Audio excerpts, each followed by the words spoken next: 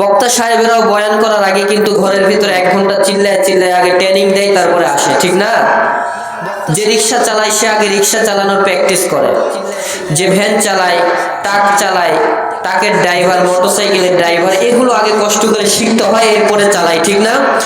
তো রমজান মাসের রোজা রাখার জন্য আপনাকে আগে ট্রেনিং দিতে হবে, আগে আপনাকে ড্রাইভিং শিখতে হবে, এরপরে আপনাকে গাড়ি চালানো শুরু করতে হবে। তো আল্লাহ রাসূল সাল্লাল্লাহু আলাইহি ওয়াসাল্লাম বললেন, সাহাবীরা তোমরা রমজান মাসে যে 30টা রোজা থাকবা, তো রোজা থাকার তো একটা ধৈর্য দরকার আছে, বা একটা না খেয়ে থাকার একটা ধৈর্যর প্রয়োজন আছে, তো এটা একটু প্র্যাকটিসের দরকার আছে, তো তোমরা একটু প্র্যাকটিস করে নাও। তো সাহাবায়ে কেরামেরা বললেন, ইয়া রাসূলুল্লাহ সেটা আবার কেমনে করব? আল্লাহ রাসূল সাল্লাল্লাহু আলাইহি ওয়াসাল্লাম বললেন যে রমজান মাসের আগে যে মাস আছে এই মাসের নাম হচ্ছে শাবান। এই শাবান মাসে তোমরা বেশি বেশি করে নফল রোজা থাকবা, যাতে করে নফল রোজা থাকতে থাকতে তোমার যেন শরীরটা এমন হয়ে যায় যে রমজানের রোজা থাকলে আবার আর কিচ্ছু মনে হবে না। দেখবেন অনেকে রমজানের রোজা থাকা অবস্থায় চুরি করে আবার খায়, না খেয়ে থাকতে পারে না, আগের থেকে যে ট্রেনিং নেয় নাই, আগের থেকে যে প্রস্তুতি গ্রহণ করে নাই, এই কারণে রমজানের রোজা থাকতে পারে না। রমজান মাসের রোজা থাকার আগে আমাদের প্রস্তুতি গ্রহণ করতে হবে। কোন মাসে? এই মাসে। আজকে 16 তারিখ, আর 14 দিন সময় আছে। এবং আল্লাহ রাসূল সাল্লাল্লাহু আলাইহি ওয়াসাল্লাম বললেন যে রমজান মাস আসার আগে তোমরা একটু বেশি বেশি করে একটা দোয়া পাঠ করো। অনেকে তো এমনও আছে যে শাবান মাসে মৃত্যুবরণ করেছে, এরকম কি নাই? রমজান মাস আপনার কপালে আসে নাই, তো যেন মৃত্যুবরণ তুমি না করো, রমজানের বরকত যেন তুমি পাও, এই জন্য আল্লাহর কাছে একটা দোয়া করো। সবাই আমার সাথে দোয়াটা পড়েন, আল্লাহুম্মা বারিক লানা ফি রজব ওয়া শাবান ওয়া বাল্লিগনা রমাদান। আল্লাহ রাসূল সাল্লাল্লাহু আলাইহি ওয়াসাল্লাম বললেন যে তোমরা সর্বদাই এই দোয়াটা পাঠ করো। কেন? এই দোয়ার মধ্যে বলা হচ্ছে, আল্লাহ আপনি আমাকে রমজান মাসের বরকত দান করুন এবং রমজান মাস পর্যন্ত আমার হায়াতকে বৃদ্ধি করে দেন, যাতে করে রমজান মাসের 30টা রোজায় আমি রাখতে পারি, এই তৌফিক আমাকে দান করেন। তো এই রোজাটা, এই দোয়াটা আল্লাহ রাসূল সাল্লাল্লাহু আলাইহি ওয়াসাল্লাম সাহাবায়ে কেরামদেরকে শিখিয়ে দিলেন, এবং সেদিন থেকেই সাহাবায়ে কেরামেরা এই দোয়াটা সর্বদাই পাঠ করতেন। এখন আসেন, এই রমজানের রোজা কিভাবে আমাদের উপরে ফরজ করা হলো এগুলো জানার প্রয়োজন আছে না? যে জিনিসের আপনি গুরুত্ব জানবেন, ফজিলত জানবেন, ওই কাজটা করতে আপনার ভালো লাগবে। যদি গুরুত্ব না জানেন, ফজিলত যদি না জানেন, আলু খাইলে কি হবে যদি জানেন না, আপনি তো আলু খাবেন? মিষ্টি খাইলে এখন তিতো লাগে না মিষ্টি লাগে, এটা আপনি বোঝেন না, তাহলে কি মিষ্টি খাবেন? না, মিষ্টির গুণাগুণ জানতে হবে। তো রমজানের গুণাগুণ সম্পর্কে আমরা কিছু জানবো, ফজিলত সম্পর্কে জানবো, এবং আমাদের পরবর্তী নবীদের উপরে এই রমজানের রোজাটা কতটা কঠিন ছিল এটাও জানবো ইনশাআল্লাহ। আল্লাহ রাসূল সাল্লাল্লাহু আলাইহি ওয়াসাল্লামের উপর কোরআনের আয়াত নাযিল করা হলো। আল্লাহ তাআলা কোরআনুল কারীমের ভিতরে সুন্দর করে বললেন, ইয়া আইয়ুহাল্লাযীনা আমানু কুতিবা আলাইকুমুস সিয়ামু কামা কুতিবা আলাল্লাযীনা মিন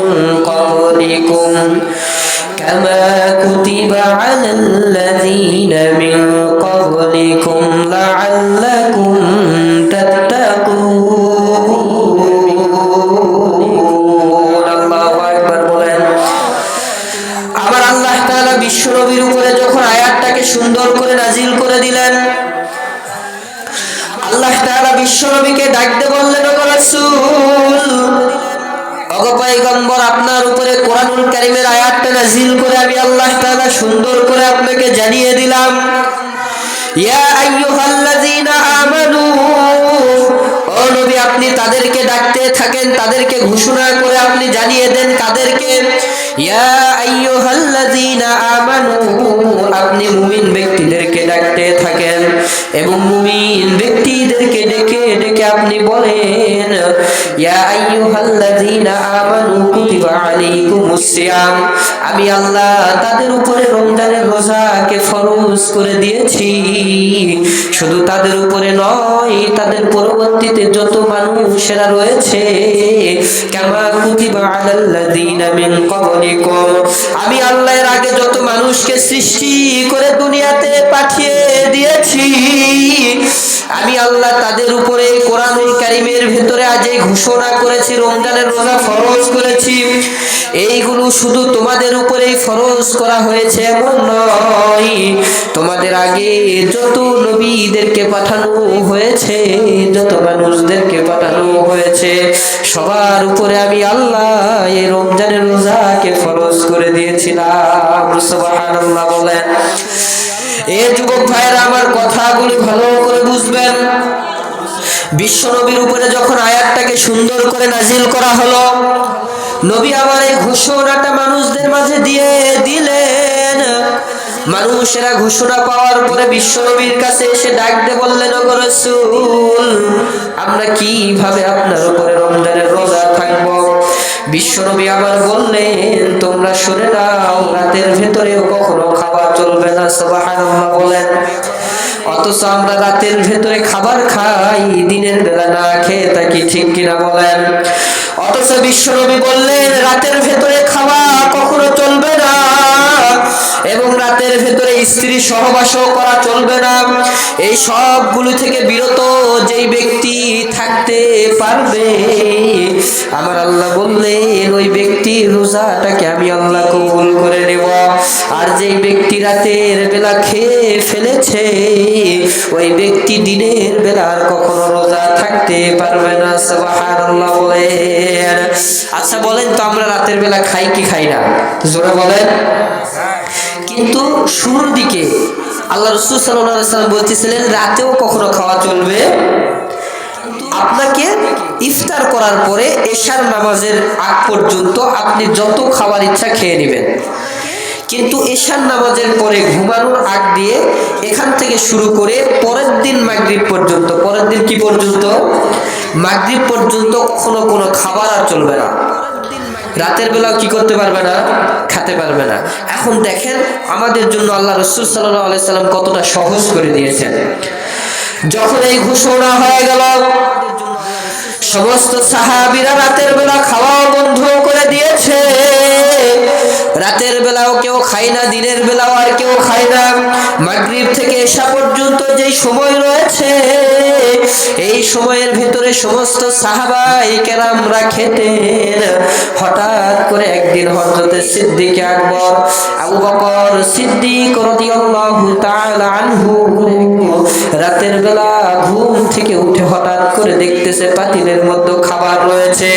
সিদ্দিক আকবরের ক্ষুধা লেগেছে, এতটাই ক্ষুধা লেগেছে, আবু বকর সিদ্দিক রাদিয়াল্লাহু তাআলা আনহু বলেন, এই ক্ষুধার জ্বালায় আমি ছটফট করতেছিলাম। রাতের বেলা বুঝি নাই, হঠাৎ করে খাবার খেয়ে ফেলেছি। খাবার খাওয়ার পরে আমার মনে হয়েছে আল্লাহ রাসূল সাল্লাল্লাহু আলাইহি ওয়াসাল্লাম নিষেধ করেছিলেন। আল্লাহ রাসূল বলেছিলেন রাতের বেলা কখনো খাবার চলবে না, কিন্তু তো আমি আজকে খাবার খেয়ে ফেলেছি। আমার মনে হয় একটা রোজা নষ্ট হয়ে গেল। আর সাহাবায়ে কেরামদের ঈমান এতটাই কঠিন ছিল, জিন্দেগির ভেতরে কখনো কোনো সাহাবায়ে কেরাম তার জিন্দেগির ভেতরে একটা রোজা কেউ কাজা করে নাই। সুবহানাল্লাহ বলেন। আর জবান খুলে বলেন না ভাই সুবহানাল্লাহ। সিদ্দিক আকবর ঘুম থেকে ওঠার পরে বিশ্ব নবীর কাছে চলে গিয়েছেন। নবীজিকে ডাক দিয়ে বলেন, ওগো রাসূল, রাতের বেলা হঠাৎ করে আমি ভুল করে খাবার খেয়ে ফেলেছি। আমি তো বুঝি নাই, আমার মনে ছিল না। আমি কি আজকে সারাদিনের রোজাটা থাকতে পারবো না নাকি? আপনি আল্লাহর কাছে একটু দোয়া করেন, আল্লাহ যেন আমাকে খুশি হয়ে একটু ক্ষমা করে দেয়। আমি চাই না একটা রোজার জন্য আল্লাহ কিয়ামতের ময়দানে আমাকে ধরুক। অথবা আপনি আল্লাহর কাছে একটু দোয়া করেন যাতে করে আল্লাহ খুশি হয়ে আমাকে একটু ক্ষমা করে দেয়। আমার নবী, মায়ার নবী, বিশ্ব নবী আল্লাহর কাছে হাত তুলে কান্না করে দোয়া শুরু করেছে। ডাকতে বললেন, ওগো মালিক, আপনার প্রিয় সাহাবী সিদ্দিক আকবর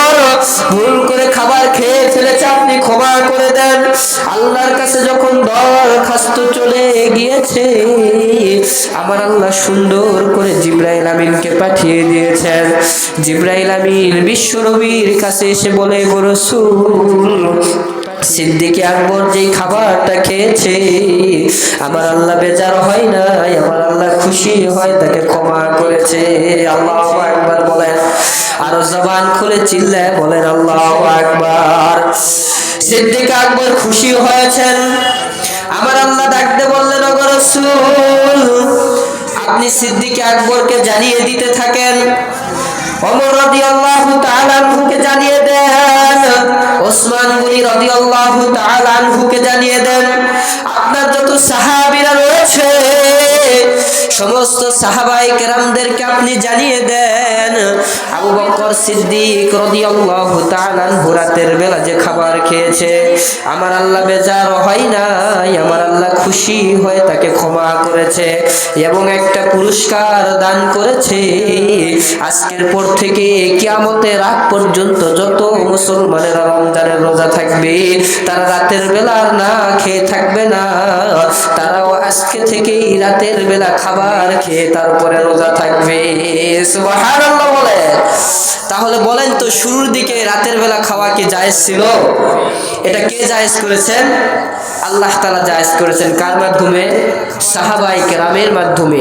আমার আল্লাহ সাহাবায়ে কেরামদেরকে এতটা ভালোবাসতেন, সাহাবায়ে কেরামদের ভুলগুলোকেও আমার আল্লাহ পুরস্কার হিসাবে দান করেছে। সুবহানাল্লাহ বলে। এইবার সিদ্দিক আকবর যেই ভুলটা করলেন, এখান থেকে রাতের বেলা খাবার শুরু হয়ে গেল। এখনো পর্যন্ত মুসলমানের সন্তান রাতের বেলা খাবার খেয়ে রমজানের রোজা থাকে, ঠিক কিনা বলেন? এরপরে আসেন, রাতের বেলা স্ত্রী সহবাস করা নিষেধ করা হয়েছিল শুরুর দিকে। সারা রমজানের ভেতরে, এক মাসের ভেতরে যদি কোনো সাহাবায়ে কেরাম, যদি কোনো মুসলমান রাতের বেলা স্ত্রী সহবাস করে, সে রমজানের রোজা থাকতে পারবে না। কেউ আর রাতের বেলা স্ত্রী সহবাস করে না। সাহাবায়ে কেরামেরা স্ত্রীদের থেকে দূরে দূরে থাকতেন। হঠাৎ করে একদিন ওমর রাদিয়াল্লাহু তাআলা আনহু, যার সম্পর্কে আমার আল্লাহ কোরআনুল কারীমের ভেতরে, হাদিস শরীফের ভেতরে হাদিস নাজিল করে দিয়েছেন, লাউ কানা বা'দিন নাবিয়্যান লাকানা আমর, আমি বিশ্ব নবীর পরে নবী হিসাবে যদি দুনিয়ার বুকে কেউ আসতো, তাহলে আল্লাহ খুশি হয়ে ওমরকে নবী হিসাবে দুনিয়াতে পাঠিয়ে দিত। সুবহানাল্লাহ বলে। এই ওমর একদিন ঘরের ভেতরে হিজরত করে এসেছেন, যুদ্ধের ময়দান থেকে ঘরের ভেতরে এসেছেন। তার মনে ছিল না রমজান মাসের ভেতরে আমরা রয়েছি। হঠাৎ করে শেষ রাতের ভেতরে ঘুম থেকে জাগ্রত হয়েছেন। ঘুম থেকে জাগ্রত হওয়ার পরে হঠাৎ করে স্ত্রী সহবাস করেছেন।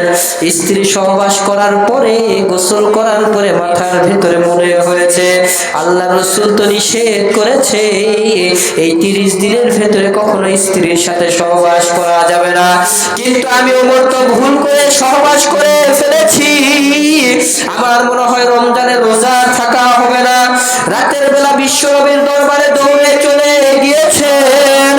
বিশ্বনবীকে ডাক দিয়ে বললেন, ওগো রাসূল, আপনি মেহেরবানি করে আল্লাহর কাছে একটু দোয়া করেন, আমি তো ভুল করে সহবাস করেছি, আমি রোজা থাকতে চাই, আল্লাহ যেন আমাকে মেহেরবানি করে ক্ষমা করে দেয়।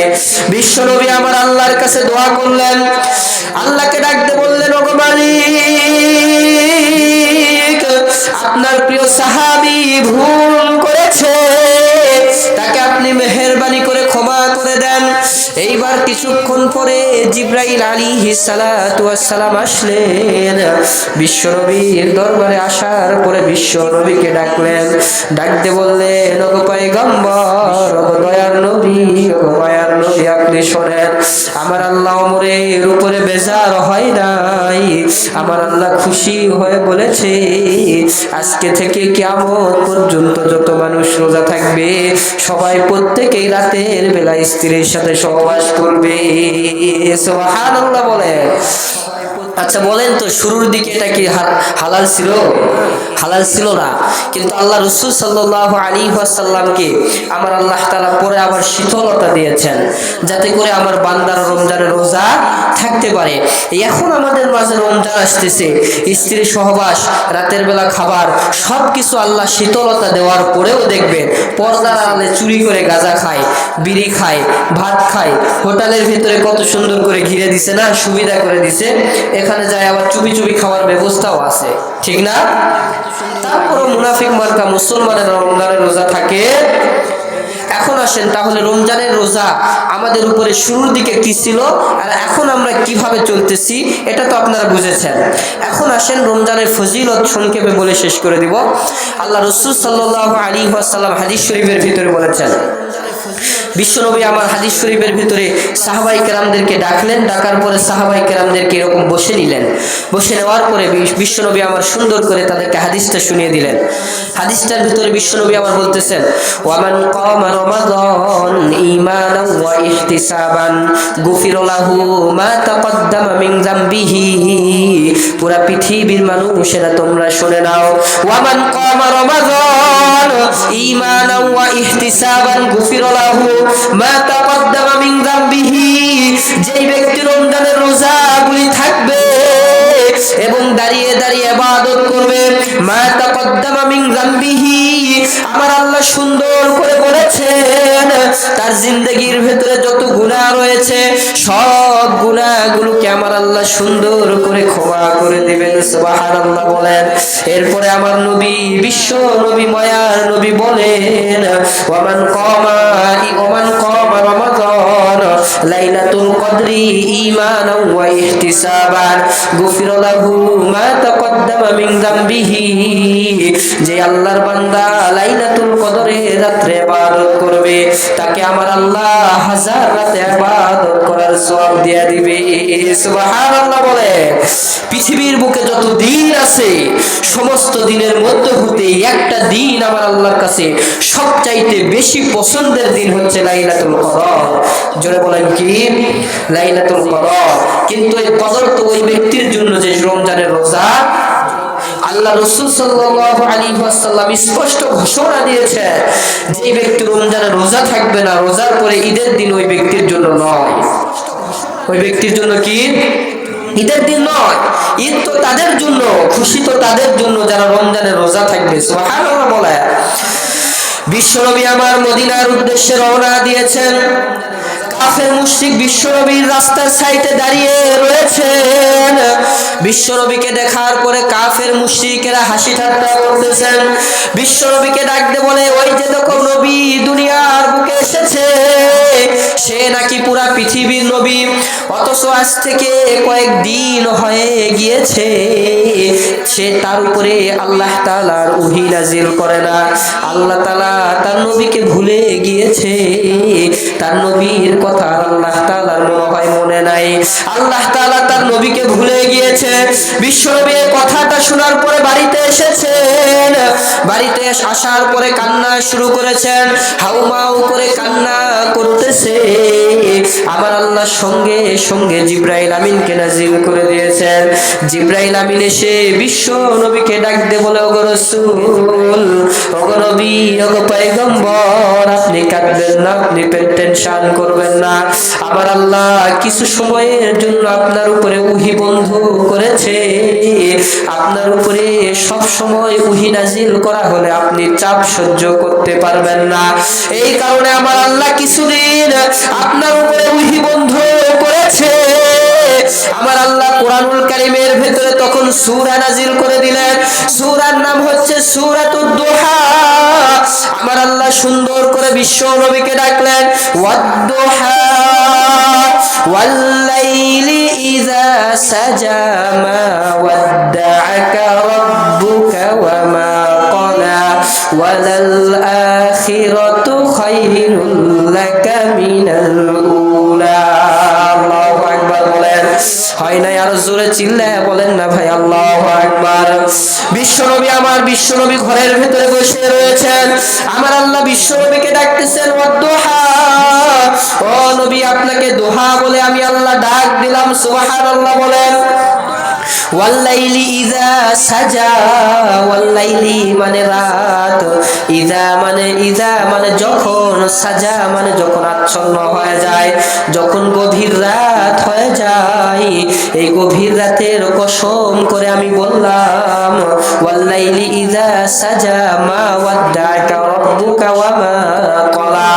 আপনার আল্লাহ আপনাকে কখনো ভুলে যায় নাই, আপনার আল্লাহ আপনাকে পরিত্যাগ করে নাই, আপনার আল্লাহ আপনাকে কখনো দূরে সরিয়ে দেয় নাই।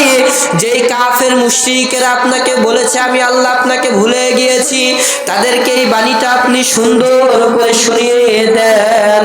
ওয়াদ্দুহা ওয়াল্লাইলি ইযা সাজা মা ওয়াদ্দাআকা রাব্বুকা ওয়া মা ক্বালা ওয়ালাল আখিরাতু খায়রুল লাকা মিনাল উলা। এই বাণীটা সুন্দর করে কাফের মুশরিকদেরকে আপনি শুনিয়ে দিতে থাকেন। এরপরে আমার আল্লাহ সূরাতুল ইয়াসিন নাজিল করে দিলেন। আমার আল্লাহ আবার বিশ্ব নবীকে ডাকলেন, ইয়াসিন ওয়াল কুরআনিল হাকীম ইন্নাকা লামিনাল মুরসালিন আলা সিরাতিন মুস্তাকিম। আল্লাহু আকবার বলেন, আর জবান খুলে চিল্লায় বলেন আল্লাহু আকবার।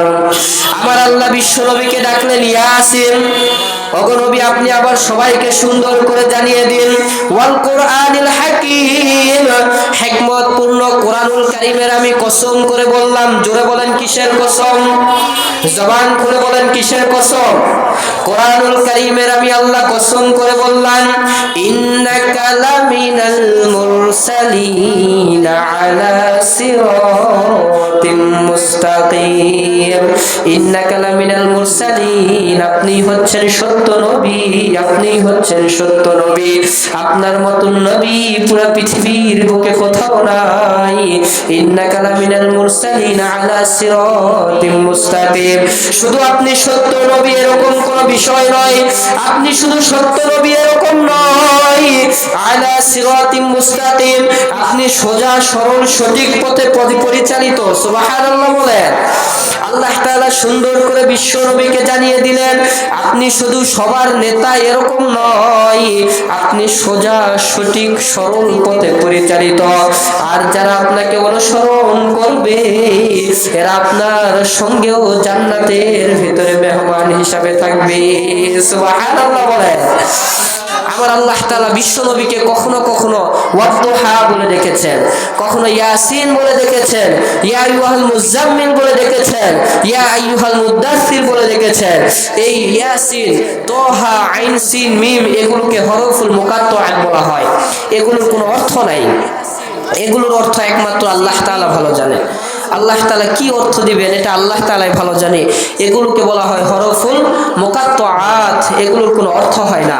বিশ্ব নবীকে আমার আল্লাহ তাআলা সুন্দর করে জানিয়ে দিলেন, নবী গো আপনি টেনশন করবেন না, আপনি পেরেশান করবেন না, আমি আল্লাহ তাআলা আপনাকে ভুলি নাই। এই জায়গাটা একটা প্রশ্ন আসতে পারে, হুজুর তাহলে বিশ্ব নবীর উপরে ওহী কখন নাজিল করা হতো কখন হতো না, এটা কাফের মুশরিক কেমনে জানলো? কাফের মুশরিক বিশ্ব নবীকে কেমনে বললো যে আপনার আল্লাহ আপনাকে ভুলে গেছে আর ওহী নাজিল করে না? এটা কেমনে বুঝলো? এটা বোঝার কারণ হচ্ছে যখন বিশ্ব নবীর উপরে ওহী নাজিল করা হতো, বিশ্ব নবীর উপরে যখন কোনো আয়াত নাজিল করা হতো, নবী আমার নাজিল করার সঙ্গে সঙ্গে কাফের মুশরিক মুসলমান সবাইকে শুনিয়ে দিতেন।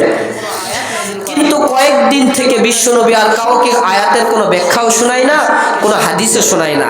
তখন কাফের মুশরিকেরা বুঝতে পেরেছেন যে আল্লাহ মনে হয় বিশ্ব নবীর উপরে ওহী আর নাজিল করে নাই, এই কারণে নবী আমাদেরকে আর কোনো বাণী শোনাচ্ছে না। তখন তারা হাসি ঠাট্টা শুরু করে দিল। তখন হাসি ঠাট্টা যখন শুরু করে দিয়েছে, তখন আমার আল্লাহ তাআলা সূরাতুল ইয়াসিনের শুরুর কিছু আয়াত নাজিল করেছেন এবং সূরাতুদ দোহা নাজিল করেছেন। সুবহানাল্লাহ বলেন। এই নবীকে আপনার আমার অনুসরণ করার দরকার আছে না নাই? জবান খুলে বলেন আছে না নাই? এই নবী আমার বলেছেন রমজান মাসে যেই ব্যক্তি রোজা থাকবে, সারাদিন রোজা থাকার পরে এর মুখের যে দুর্গন্ধ রয়েছে এটা মানুষের কাছে দুর্গন্ধ হইতে পারে, আমার আল্লাহ তাআলার কাছে জান্নাতের ভিতরে যে সুঘ্রাণ পাওয়া যায় মিশকাম্বর, এর চাইতেও আমার আল্লাহর কাছে বেশি সুগন্ধযুক্ত বান্দার রোজাদার ব্যক্তির মুখের ঘ্রাণ। সুবহানাল্লাহ। দুর্গন্ধ আমার আল্লাহর কাছে সবচাইতে বেশি পছন্দের। এবং শুধু তাই নয়, যখন রমজানের রোজা থাকার পরে কোনো ব্যক্তি জমিন দিয়ে হেঁটে যায়, এই জমিন আমার আল্লাহর কাছে দোয়া করতে থাকে। চিল্লায় বলেন সুবহানাল্লাহ। জবান খুলে বলেন তো দেখি, এই জমিনের মালিক কে?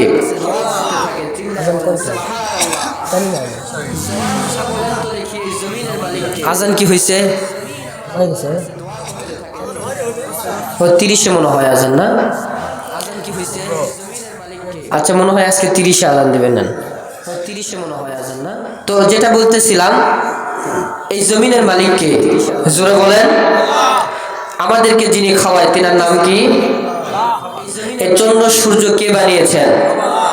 সব কিছু আমার আল্লাহ বানিয়েছেন। সেই আল্লাহর হুকুম না মেনে যদি দুনিয়ার কোনো মানুষের তাবেদারি করি, কখনো দুনিয়ার মানুষের কথা অনুযায়ী চলি, আল্লাহকে ভুলে যাই, কখনো আপনার আমার কপালে রহমত জুটবে?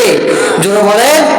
রমজান আসার পরেও যে দুর্ভাগ্য, যে কপাল ফাটা মুসলমান রমজানের রোজা থাকলো না, এর মতন কপাল ফাটা মুসলমান পুরো পৃথিবীর বুকে আর কোথাও পাওয়া যাবে?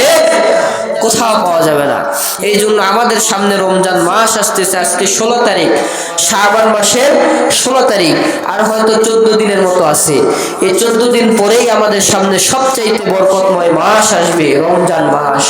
এই রমজান মাসের রোজা আমরা সকলে রাখবো ইনশাআল্লাহ, এবং সকলে জামাতে 20 রাকাত তারাবি পড়ব। জোরে বলেন কত রাকাত? যদি 20 রাকাতের কম তারাবি পড়েন, মনে রাখবেন আল্লাহর কাছে আপনাকে জবাবদিহিতা করতে হবে। মিয়া আপনি বেশি ইবাদত করবেন, কম ইবাদতের ধান্দা খোঁজেন কেন? খাবার নেওয়ার সময় তো আপনি ঠিকই বেশি বেশি খোঁজেন। পোটলা যেটা বড় সেটা আমার দেন, 100 টাকার জায়গায় 200 টাকা পাইলে সেটা আমার দেন। সব জায়গায় বেশি খোঁজেন, আর নামাজের বেলায় যায় 12 রাকাত 8 রাকাত মিসাই অজুহাত পাইছেন।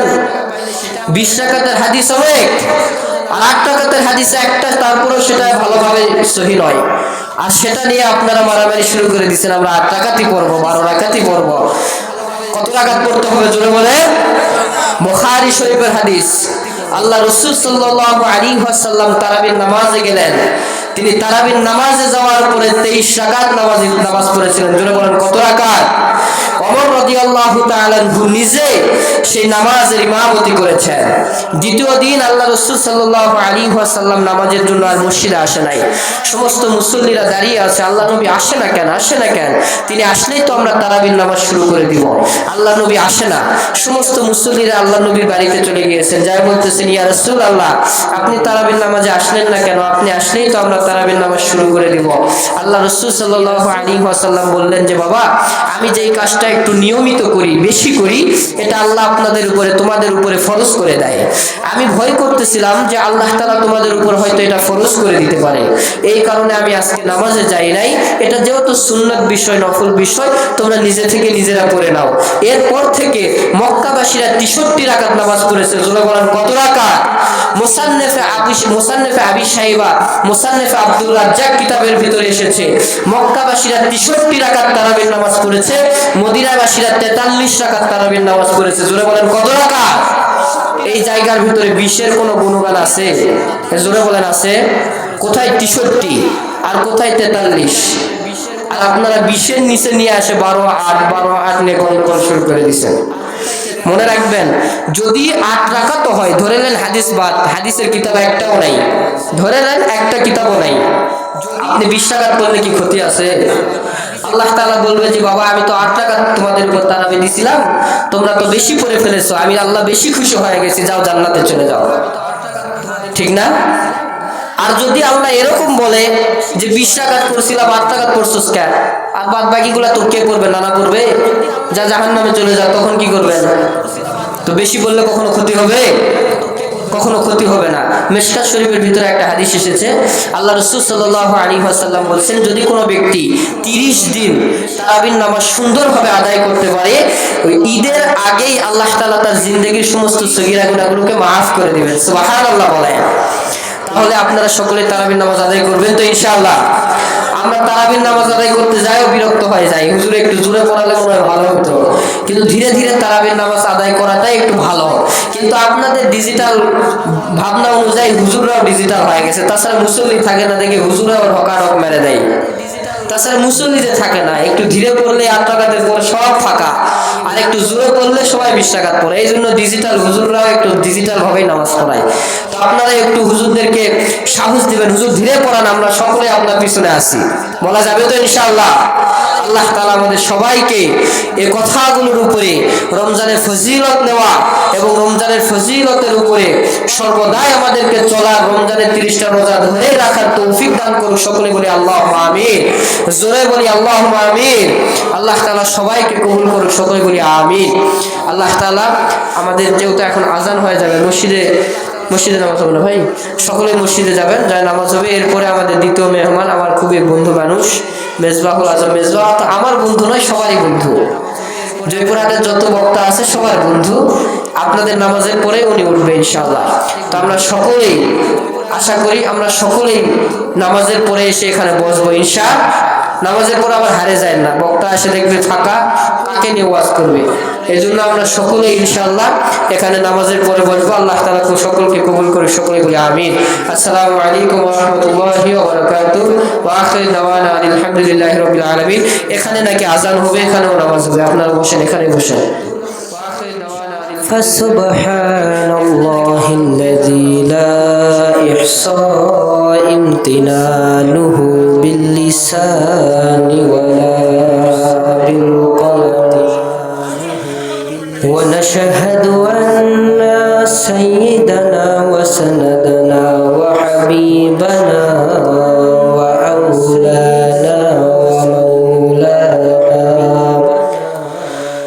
وأولانا ومولانا محمدا عبده ورسوله. عما بعد فقد قال الله تعالى في كلامه المجيد وفي فرقانه الحميد. সবাই আমার সাথে ঠোঁট মিলিয়ে পড়ুন। আউযু বিল্লাহি মিনাশ শাইতানির রাজীম।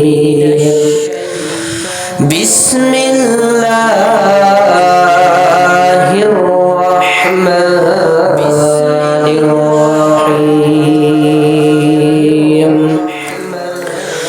ইয়া আইয়ুহাল্লাযীনা আমানু কুতিবা আলাইকুমুস সিয়ামু কামা কুতিবা আলাল্লাযীনা মিন ক্বাবলিকুম লাআল্লাকুম তাত্তাকুন। وقال النبي صلى الله عليه وسلم ومن قام رمضان إيمانا واحتسابا غفر له ما تقدم من ذنبه أو كما قال النبي عليه الصلاة والسلام. صدق الله المولانا العظيم. যাদের হৃদয় আছে আল্লাহর ভয়, তারা কভু পথ ভুলে যায় না। আল্লাহর প্রেম ছাড়াই দুনিয়ায় কারো কাছে কোনো কিছু চাই না। যাদের হৃদয় আছে আল্লাহর ভয়, তারা কভু পথ ভুলে যায় না। আল্লাহর প্রেম ছাড়াই দুনিয়ায় কারো কাছে কোনো কিছু চাই না। রাতের আধারে যারা সিজদাতে রয়, দু চোখের অশ্রুতে নদী যেন বয়। রাতের আধারে যারা সিজদাতে রয়,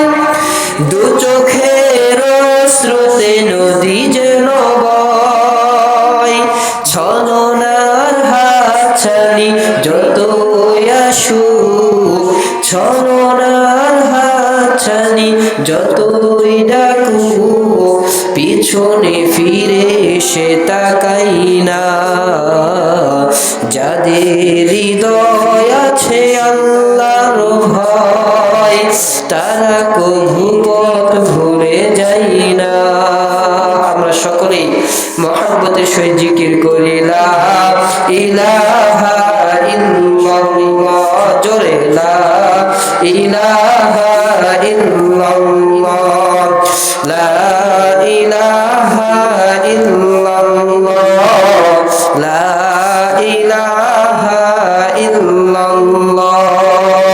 একটু জবান খুলে আওয়াজে জিকির করেন লা ইলাহা ইল্লাল্লাহ, লা ইলাহা ইল্লাল্লাহ, লা ইলাহা ইল্লাল্লাহ, লা ইলাহা ইল্লাল্লাহ, লা ইলাহা ইল্লাল্লাহ মুহাম্মাদুর রাসূলুল্লাহ সাল্লাল্লাহু আলাইহি ওয়াসাল্লাম। তৃতীয়তম, জামালপুর ভূতনিচড়া যুব সমাজের উদ্যোগে বিরাট তাফসিরুল কোরআন ও ওয়াজ মাহফিল। এই মাহফিলের সম্মানিত সভাপতি আলহাজ হযরত মাওলানা মুহাম্মদ আব্দুল জলিল সাহেব, প্রধান বক্তা আলহাজ মুফতি মাওলানা মোহাম্মদ বজলুর রশিদ মিয়া এবং দ্বিতীয় বক্তা হাফেজ মাওলানা মোহাম্মদ মেজবাহুল আজম মেজবা। আল্লাহ পাক রব্বুল আলামিন ইনাদের হায়াতে তয়্যিবা দান করুন, সকলে বলি আমিন। আমার সামনে যত যুবক ভাইরা আছে এবং আপনারা আছেন, বাবাজিরা আছেন, সবাইকে আমার পক্ষ থেকে আন্তরিক শুভেচ্ছা ও অভিনন্দন এবং সালাম। আসসালামু আলাইকুম ওয়া রাহমাতুল্লাহি ওয়া বারাকাতুহু। আল্লাহ পাক রব্বুল আলামিন এমন একটা বরকতময় মাসে দ্বীনি মাহফিলের আয়োজন করার তৌফিক দিয়েছেন, এই জন্য আমরা আরো একবার শুকরিয়া আদায় করি, সকলেই বলি আলহামদুলিল্লাহ। দেখেন এটা কি মাস আপনাদের জানা আছে? এটা হচ্ছে শাবান মাস। শাবান মাসের পরে রমজান। এর মতো 12টা মাসের ভেতরে বরকতময় মাসের মধ্যে সবচাইতে বরকতময় মাসই হচ্ছে রমজান মাস, ঠিক না? তো এই রমজান মাস আমাদের সামনে আসতেছে। তো রমজান মাসের কি প্রস্তুতি আমরা নিব, এই কারণে প্রস্তুতি নেওয়ার জন্যই আল্লাহ তাআলা আমাদেরকে রমজান মাসের আগে শাবান মাস দান করেছেন। কি মাস দান করেছেন? শাবান মাস।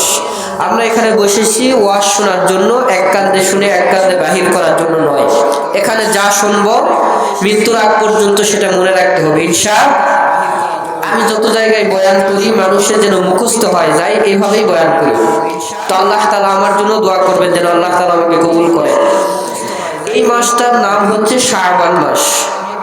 আল্লাহ রাসূল সাল্লাল্লাহু আলাইহি ওয়াসাল্লাম সাহাবায়ে কেরামদেরকে বললেন, ও আমার সাহাবীরা, রমজান মাস আসার আগে তোমরা রমজান মাসের একটা প্রস্তুতি গ্রহণ করো।